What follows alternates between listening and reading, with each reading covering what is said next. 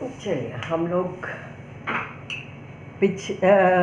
2018 का विद्यापीठ का question paper solve कर रहे हैं मैथमेटिक्स का। ये बीएससी पार्ट 2 का थर्ड पेपर होता है, ठीक है।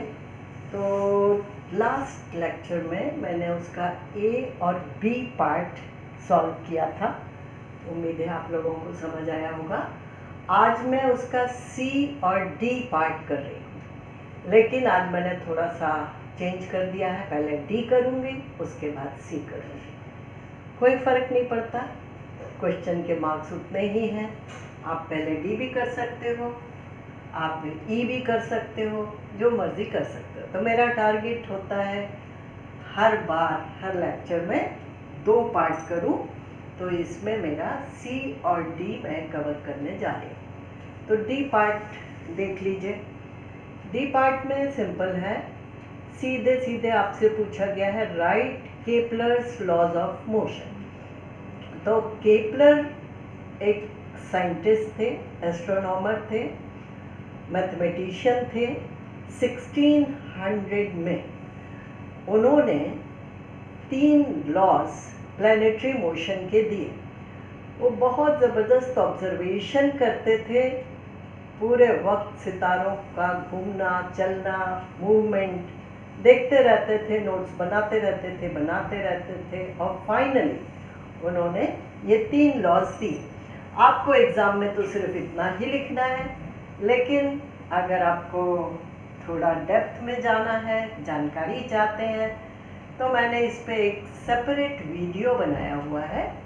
आप YouTube पे स्टडी हब ग्रेविटी टाइप करेंगे तो आपको मिल जाएंगे।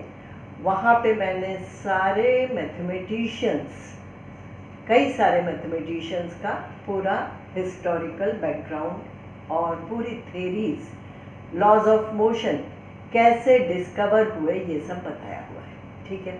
चलिए तो आज का लेसन शुरू करते हैं। तो Kepler's laws of planetary motion आपसे पूछा गया है। तो ये 1609 में केपलर ने फर्स्ट और सेकंड लॉ दिया और थर्ड लॉ दिया 1619 में, यानी 10 साल के बाद ये थर्ड लॉ दिया गया। तो फर्स्ट और सेकंड लॉ 1609 में दिया गया। सबसे पहले आप 2 एक्सिस खींच लीजिए, एक्स एक्सिस, वाई एक्सिस, और एक एलिप्स बना लीजिए, ठीक है। इस एलिप्स के आप जानते हैं मेजर एक्सिस होती है, माइनर एक्सिस होती है, एक्सेंट्रिसिटी होती है, फोकस होता है। तो मान लीजिए एस डैश और एस फोकस है। तो केपलर ने जो पहला लॉ दिया वो दिया the planets describe ellipses with sun at focus of the ellipse. तो जो प्लैनेट्स हैं वो सन के चारों तरफ, सन कहाँ पे प्लेस्ड है, यहाँ पे प्लेस्ड है, इसके चारों तरफ प्लैनेट्स इलिप्टिक ऑर्बिट में घूम रहे हैं। एक ऑर्बिट नहीं, हर ऑर्बिट में एक प्लैनेट घूम रहा है। आप ऐसे देख सकते हैं।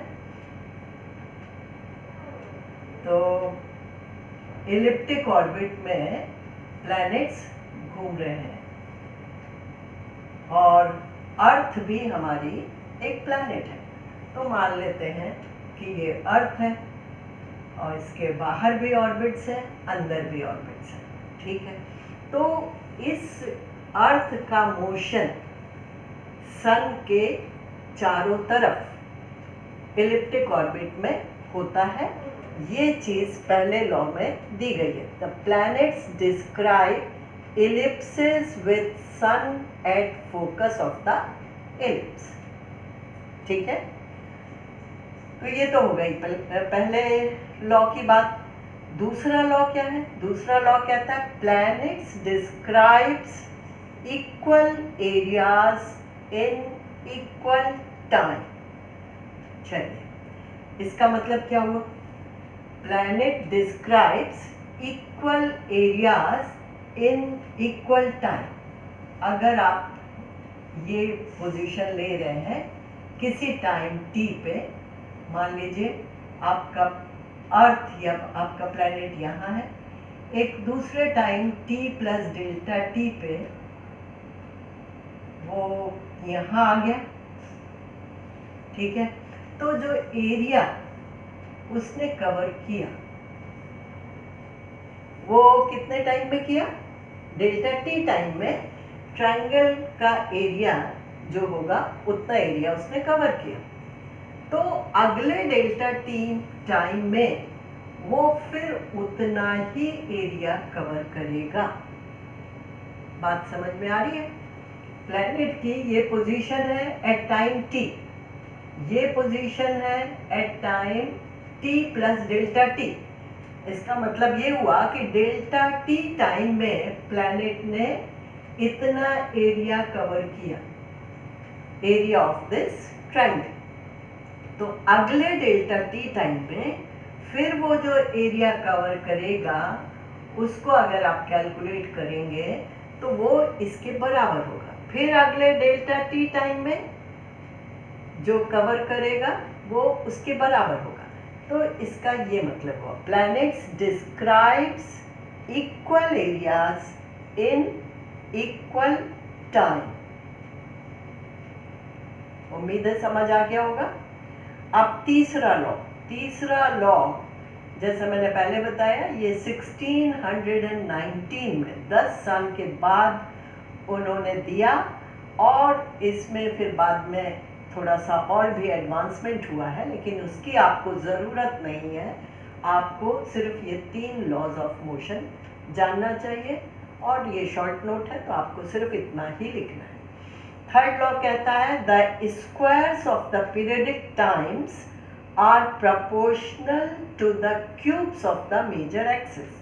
इसका मतलब पीरियडिक टाइम का square this is proportional to cube of the major axis.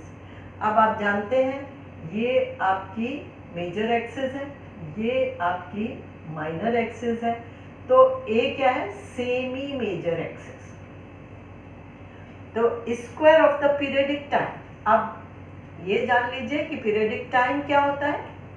मान लीजिए प्लैनेट ने यहाँ से मोशन स्टार्ट किया तो वो पूरा ऑर्बिट कवर करके इसी पॉइंट पे वापस आएगा, तो जो टाइम लगेगा उसको कहते हैं पीरियोडिक टाइम।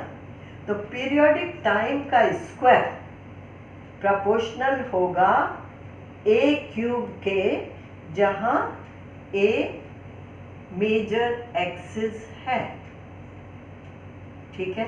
तो इस तरह से ये 3 Kepler's laws of planetary motion होते हैं जो आपको देना है। मेरा पर्पस है एक्सप्लेन करना।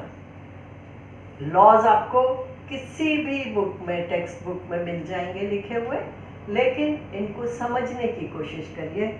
और अगर आप मेरा वो वीडियो देखते हैं, स्टडी हब ग्रेविटी नाम से मैंने यूट्यूब पे डाला हुआ है, तो आपको बहुत इंटरेस्ट आएगा कि कैसे साइंटिस्ट लोग काम करते थे, कैसे पहले वो दिमाग से सोच लेते थे, ऑब्जर्वेशन करते थे, और उसके बाद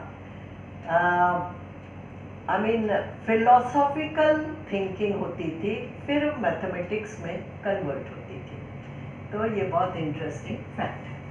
चलिए, मुझे इंटरेस्टिंग लगता है, मैं चाहती हूँ आपको भी इंटरेस्टिंग लगे, इसीलिए मैं थोड़ा सा आपको बैकग्राउंड बताती रहती हूँ बीच बीच में।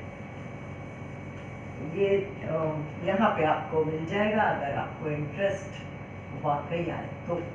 स्टडी हब ग्रेविटी,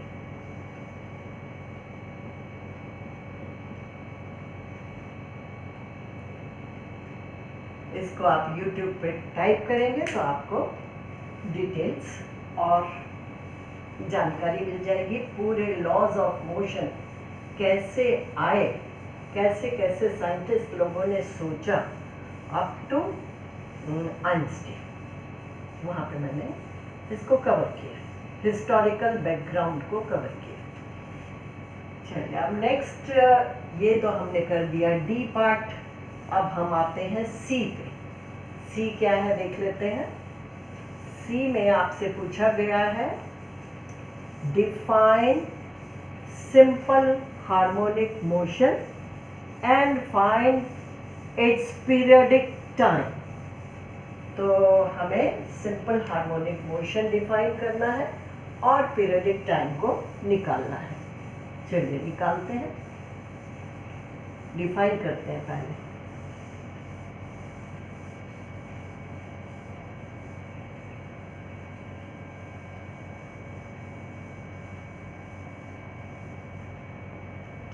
सी 1 का, ये सब आपका क्वेश्चन नंबर 1 ही चल रहा है, ठीक है।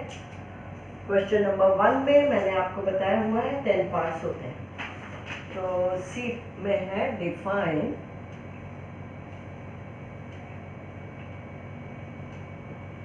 Simple harmonic motion.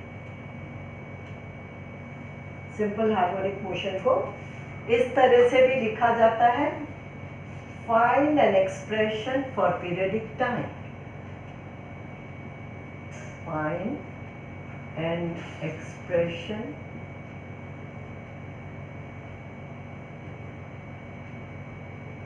For periodic time.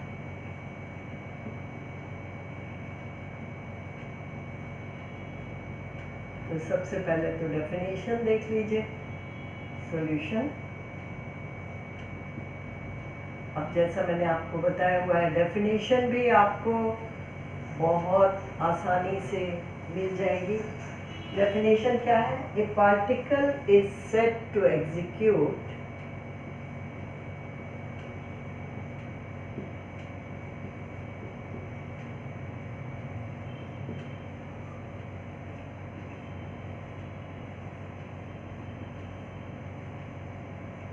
simple harmonic motion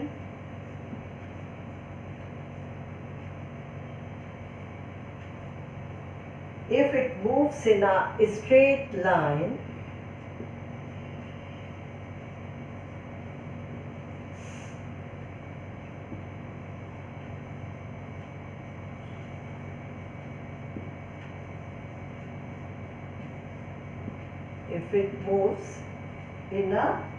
straight line such that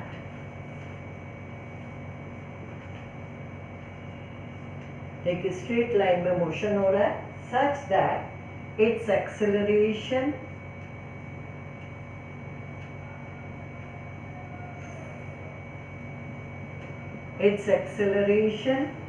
is always directed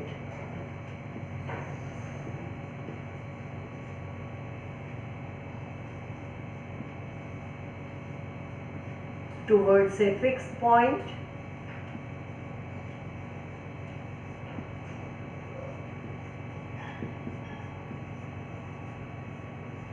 always directed towards a fixed point in the line and is proportional to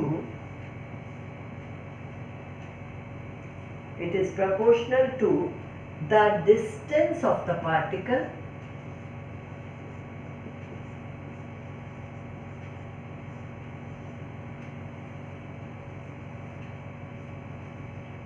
from the fixed point.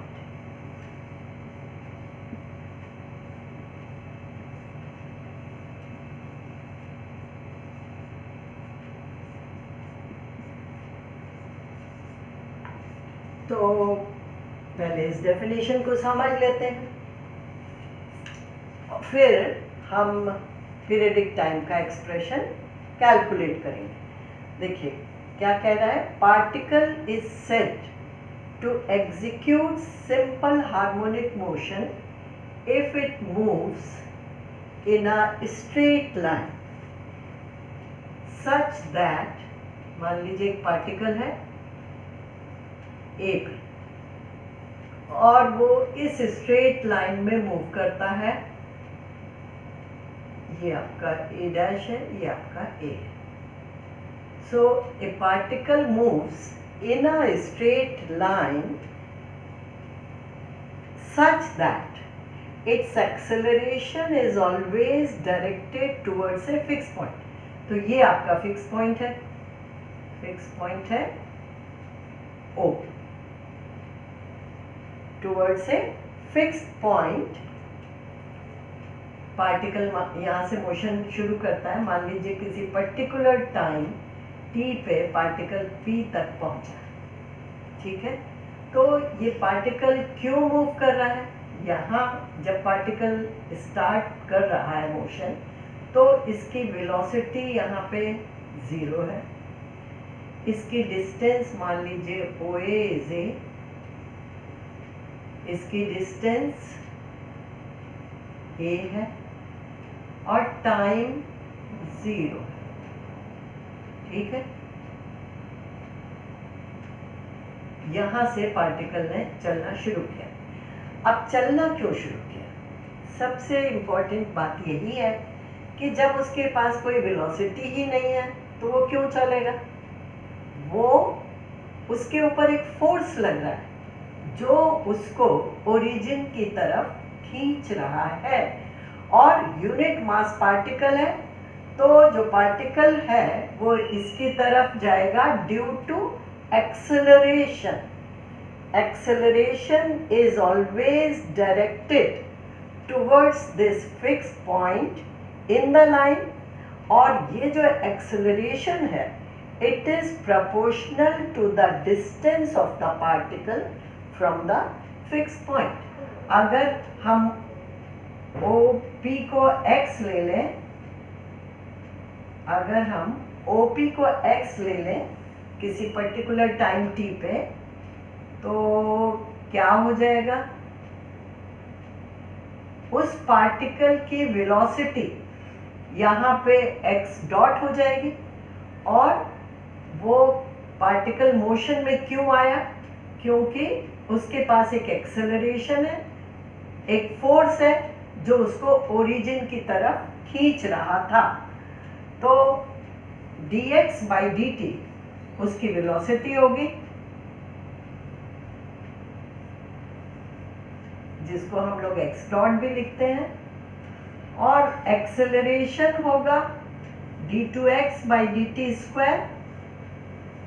ये उस पे acceleration होगा, इसको हम x double dot लिखते हैं। तो particle is directed towards the fixed point by a force. वो फोर्स प्रोपोर्शनल है डिस्टेंस के। ये जो फोर्स है x डबल डॉट, ये प्रोपोर्शनल है डिस्टेंस के। तो ये आपकी पूरी डेफिनेशन का मतलब है। एक पार्टिकल है जो यहाँ से चलना शुरू करता है, तो इस पॉइंट पे टाइम 0 है, x की वैल्यू a है, x डॉट की वैल्यू 0 है। इसके पास वेलोसिटी नहीं है, तब भी ये पार्टिकल इधर मूव करता है, क्योंकि इसको खींचा जा रहा है, एक फोर्स इस पे लगाया जा रहा है, जो फोर्स इसको हमेशा ओरिजिन की तरफ खींचता है, और जो फोर्स x डिस्टेंस, जो डिस्टेंस ओरिजिन से आप मेजर कर रहे हो, उसके प्रोपोर्शनल है। इसीलिए मैंने बताया कि किसी पर्टिकुलर टाइम पे अगर पार्टिकल यहाँ है तो उसकी वेलोसिटी x डॉट हो जाएगी, और x double dot proportional to x होगा, और प्रोपोर्शनल टू x होगा मतलब it will be equivalent to a constant multiplied by x। तो क्या हो जाएगा? x double dot is equal to minus mu x। इसको हम लोग कहते हैं इसका इक्वेशन ऑफ मोशन। अब आप देखिए माइनस म्यू x क्यों लिख रहे हो? क्यों? क्योंकि इसका एक्सेलरेशन इसको ओरिजिन की तरफ खींच रहा है, तो डिस्टेंस आपकी घट रही है। तो जब डिस्टेंस घट रही है तो नेगेटिव हो जाएगा, जिससे कि यहाँ आते आते उसकी डिस्टेंस हो जाए 0। घटेगी नहीं तो 0 कैसे होगा? ठीक है, तो ये हमारी सिंपल हार्मोनिक मोशन की इक्वेशन ऑफ मोशन है। अब हमें नेक्स्ट क्या कहा गया है? हमें कहा गया है फाइंड द पीरियोडिक टाइम। अब पीरियोडिक टाइम क्या होता है? अगर पार्टिकल ए से चलना शुरू किया तो वो कहाँ तक जाएगा और कब ए पर वापस आएगा, इस बीच जो टाइम लगेगा वो पीरियोडिक टाइम कहलाता है। पीरियोडिक टाइम का मतलब है time taken by the particle to come back to the original position.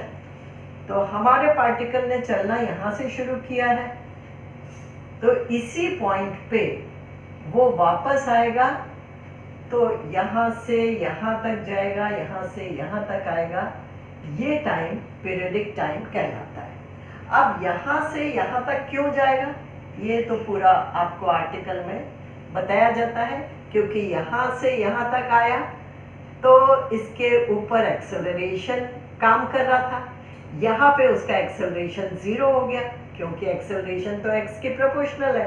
यहाँ पे x इज इक्वल टू 0 है, यहाँ पे x इज इक्वल टू 0 है, क्योंकि ये ओरिजिन है। लेकिन एक्सेलरेशन 0 होने के बावजूद पार्टिकल आगे जाएगा। रीजन क्या है? क्योंकि यहाँ तक आते आते वो एक वेलोसिटी गेन कर लेगा, तो वो तब तक चलता रहेगा जब तक वो वेलोसिटी खत्म नहीं हो जाती। तो वो यहाँ से यहाँ तक जाएगा, यहाँ उसकी वेलोसिटी फिर 0 हो जाएगी और फिर उस पर जो एक्सेलरेशन लगेगा उसकी वजह से यहाँ वापस आएगा। तो इस तरह से टू एंड फ्रो मोशन करता है पार्टिकल अबाउट द ओरिजिन। इसी को सिंपल हार्मोनिक मोशन कहते हैं। क्लियर हुआ? अब चलिए हम पीरियोडिक टाइम निकालते हैं। पीरियोडिक टाइम निकालने के लिए हमें क्या करना है? पीरियोडिक टाइम को कैलकुलेट करने का एक्सप्रेशन हमें चाहिए, तो हम स्टार्ट करेंगे इक्वेशन ऑफ मोशन से। x double dot is equal to minus mu x. आप देख सकते हैं ये एक डिफरेंशियल इक्वेशन है सेकेंड ऑर्डर की, तो आप इसका सॉल्यूशन डायरेक्टली लिख सकते हो। इट्स सॉल्यूशन इज, अब यहाँ दो मेथड्स आ जाती हैं। एक तो ये कि आप इसको 2 बार इंटीग्रेट कर लीजिए और x और t में रिलेशन निकाल लीजिए, या आप डिफरेंशियल इक्वेशन का यूज करते हुए इसका सॉल्यूशन लिख लीजिए। सॉल्यूशन हो जाएगा x is equal to a cos under root mu t plus b sin under root mu t। इस चीज का बहुत ख्याल रखिएगा कि t अंडर रूट के अंदर नहीं है, वो बाहर है। तो ये इस डिफरेंशियल इक्वेशन का सॉल्यूशन है। a और b क्या है? इंटीग्रेशन कांस्टेंट्स हैं।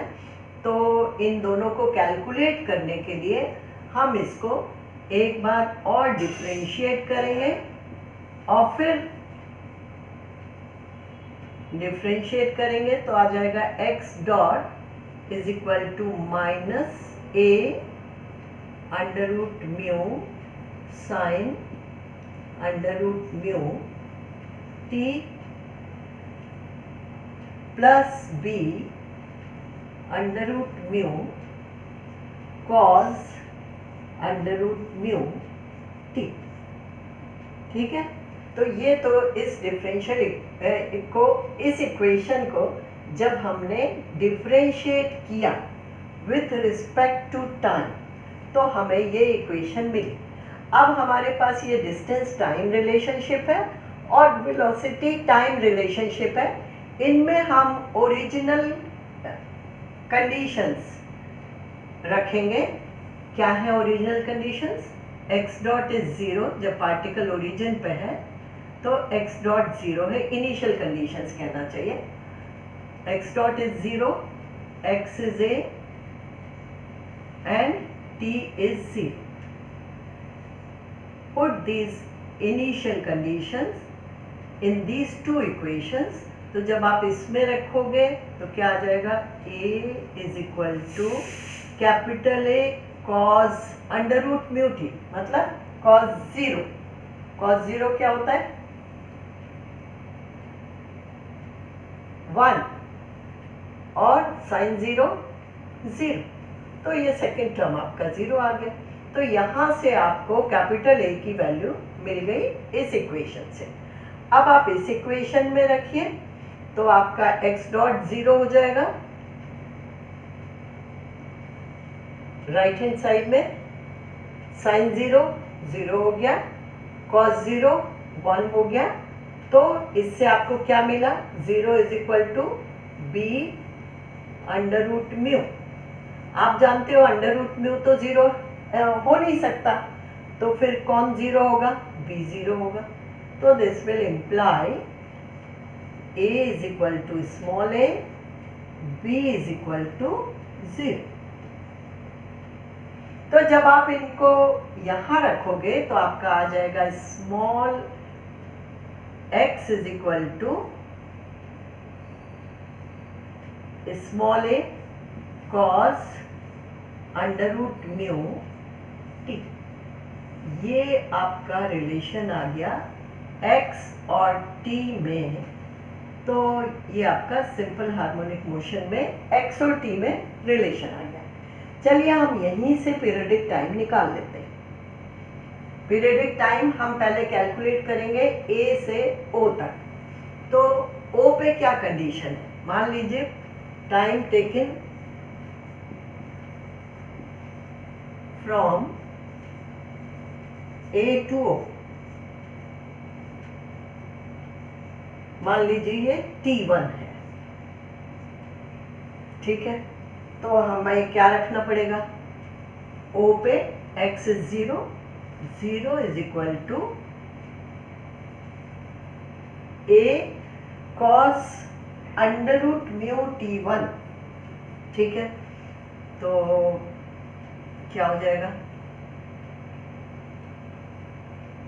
A cos under root mu T1। अब cos की वैल्यू 0 कब होती है, जब ये जो चीज है वो π/2 के बराबर हो। तो under root mu T1 is equal to π/2, है ना। तो यहां से हमें मिला T1 क्या हो गया, यहां से आपको T1 की वैल्यू मिल गई। T1 हो गया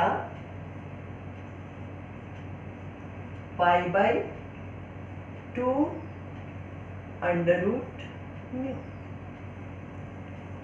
ठीक है। अब बहुत आसान है पीरियडिक टाइम कैलकुलेट करना। पीरियडिक टाइम होता है कैपिटल T, और ये हो जाएगा 4 टाइम्स T1। क्यों हो जाएगा ये मैं आपको अभी बता देती हूँ। देखिए पार्टिकल का जो मोशन है वो सिमेट्रिकल है। जब वो यहाँ से चलना शुरू करता है, यहाँ से यहाँ तक आया, तो जो टाइम लगा सेम टाइम यहाँ से यहाँ तक लगेगा, फिर सेम टाइम यहाँ से यहाँ तक लगेगा, और सेम टाइम यहाँ से यहाँ तक लगेगा। तो जो पीरियडिक टाइम आएगा वो आएगा 4 टाइम्स T1। तो ये हो गया 4 टाइम्स T1 को पुट कर दीजिए। T1 है π/2 अंडर रूट म्यू, 2 से कैंसिल कर दीजिए। तो ये आ गया 2π divided by under root mu.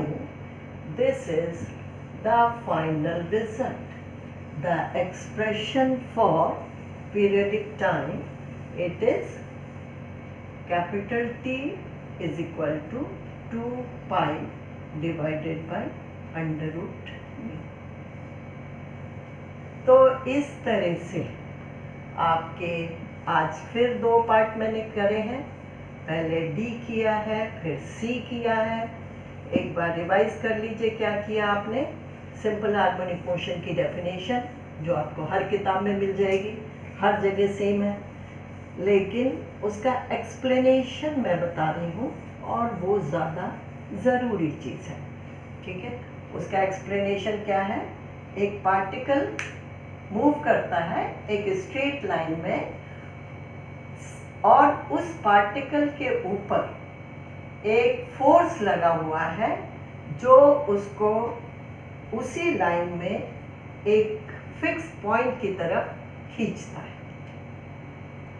ठीक है, तो इस डेफिनेशन से हमने इक्वेशन ऑफ मोशन निकाली। सबसे पहले x double dot is equal to minus mu x हमारी इक्वेशन ऑफ मोशन आई। उसको हमने इंटीग्रेट करना है। इंटीग्रेट 2 बार करेंगे तो हमें x और t में रिलेशन मिलेगा। एक बार करेंगे तो हमें x डॉट और t में रिलेशन मिलेगा। या हमने यूज़ किया है direct solution of a differential equation of order 2, और वो सिंपल है, x double dot is equal to minus mu x. अगर इक्वेशन हो तो उसका सॉल्यूशन हो जाता है x is equal to a cos under root mu into t plus b sine under root mu into t. उसके बाद आप क्या करते हैं, a और b इंटीग्रेशन कॉन्स्टेंट्स हैं जो आपको इनिशियल कंडीशन से निकालने होते हैं। इनिशियल कंडीशंस आपके पास है x dot is 0, x is a, t is 0। तो इन इनिशियल कंडीशंस की हेल्प से हमने कैपिटल A और कैपिटल B को निकाला। कैपिटल A आ गया स्मॉल a, कैपिटल B आ गया 0, उसको हमने इक्वेशन में पुट कर दिया और x और t में एक रिलेशन आ गया।